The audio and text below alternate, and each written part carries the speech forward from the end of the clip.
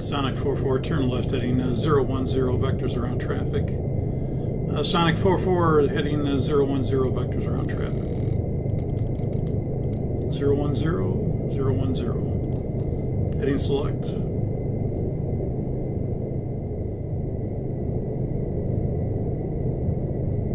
Sonic 44 on heading of 010, you can intercept the Seattle 035 radial and track it outbound. Sonic 44 heading 010 will intercept the Seattle 035 and we'll track it outbound. Okay, so for the legacy versus the FMC-NG, let's take the FMC-NG first. We have a hydraulic overheat system 3 message, stand by. For the FMC-NG, we can simply put in Seattle, SEA, and then we can put 035, and that's the convention for that with the FMC-NG. And then we can put it to the top of L1, and that will create a special convention. It'll have 035 in parentheses, and it creates a line going out from Seattle on the 035 course.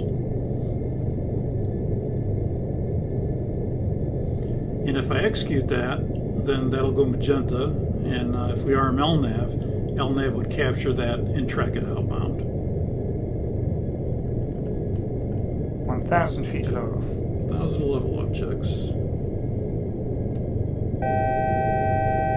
Okay, and when we get to flight level 250, I'm going to freeze our position so we can handle this hydraulic overheat system 3, and then we'll get back to the intercepting the radial outbound. Okay, so back to this Seattle 035 radial. You can see we're just about on it right now, and that would be the LNAV method with the FMC-NG to intercept the radial outbound. Because if I were to execute this, I'm not going to execute it. And if I were to arm LNAV, LNAV would engage because it's right on top of it, and it would turn and track that line outbound.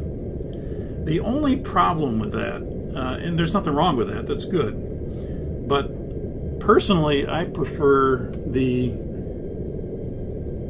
raw data method in this case, because you're going to see that if we were to go to the NavRad page and I put Seattle, SEA, and I put /035, because that's the radial we want, and I put that up here at 1 left, it'll manually tune Seattle and put 035 course in there for us. So we'll go ahead and do that.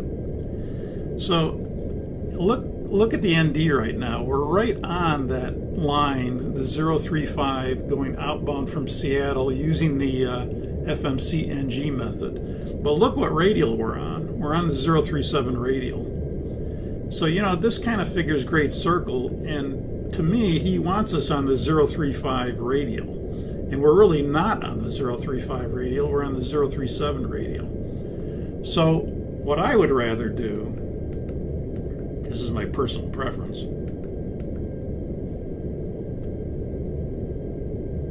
is if I go to the legs page, and let's erase that now. You can see where we are. We're right on that line. But if I go up here to the, and I'll erase that. If I go up here to the VOR mode, okay, now you can see that we have, and I go back to the NavRad page, I have Seattle manually tuned, the 035 course, and if I go to the VOR mode, here's the raw data. The raw data is also the needle. You can see that this is the tail of the needle. And you can see right now it's at 037. It's not at 035, the tail. You can also see that the course deviation indicator is not centered.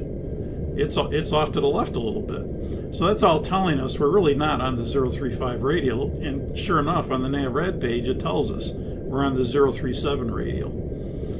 So even though that method would be probably okay to do, technically you're not on the radial. And so to me a better method would be to use heading select and use raw data and just fly that way. And I'm going to release the motion now. Oh, no, wait, I'll have the motion on still, because I want to show one more thing. And that's the other method of doing this on the legacy. So if we go back to the legs page and we go back to the map mode, and you'll notice that this is our computer generated line right here, that when we manually tune Seattle, Seattle would be manually tuned, and we'd get a radial outbound of 035 and a reciprocal of 215. But this is computer generated data. But you can see if we wanted to, we could turn in on this line as well using heading select. But again, that's going to be off a little bit too, because that's computer generated. So what we can do with the legacy is we can do what we talked about in the briefing. We can make an anchor point, which would be Seattle. We'll put that to the top.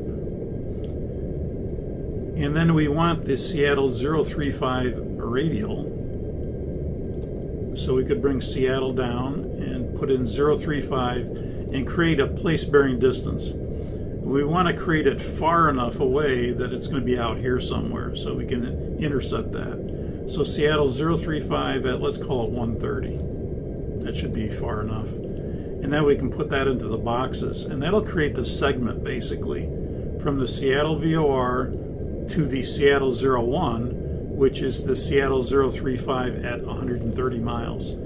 Then what I can do, like we talked about in the briefing, is take that back down to the scratch pad, bring it to the top, and then the course from Seattle to Seattle 01 is 036.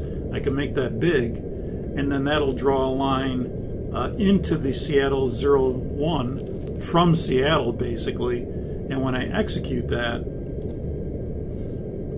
it would give me that line, and then I could arm LNAV. But again, you can see the same thing's going to happen here.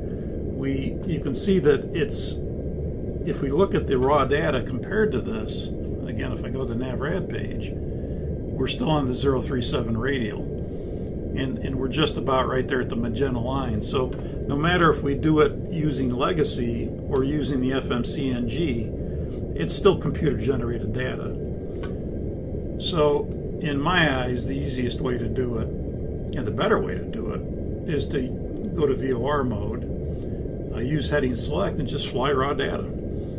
You could either, again, use the needle. This is the tail of the needle. Or certainly it's easier to use the actual VOR mode on your side, in this case the captain, because we're on left VOR, and left VOR is the captain's side. So we'll go ahead and I'll release the motion now. And we'll continue to fly. And when we get on the 035 radial, then we'll go ahead and center the needle. And then you'll see that it's more accurate. Again, if we did it the other way, we'd be 2 degrees off, actually. And you can see already we're on the 036 radial. Needle's starting to center more.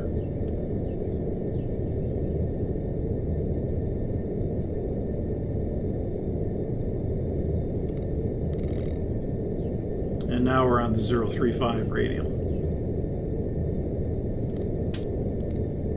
And now we can take whatever cut we need for wind. And this to me would be a better way to fly it, because you are on the 035 radial now. You're not on the 037 like you would be if you used LNAV.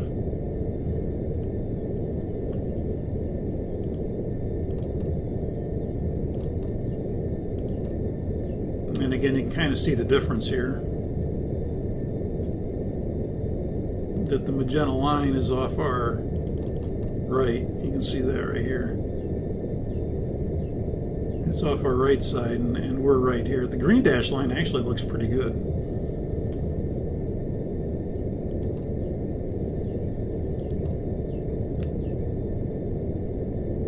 Sonic 44. You can turn right heading 080 for vectors.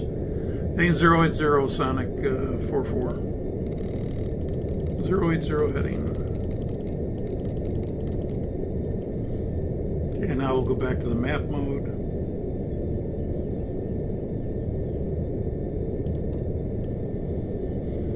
And Sonic 44 Heavy, on that heading to 080, you can intercept the airway to onset flight plan route.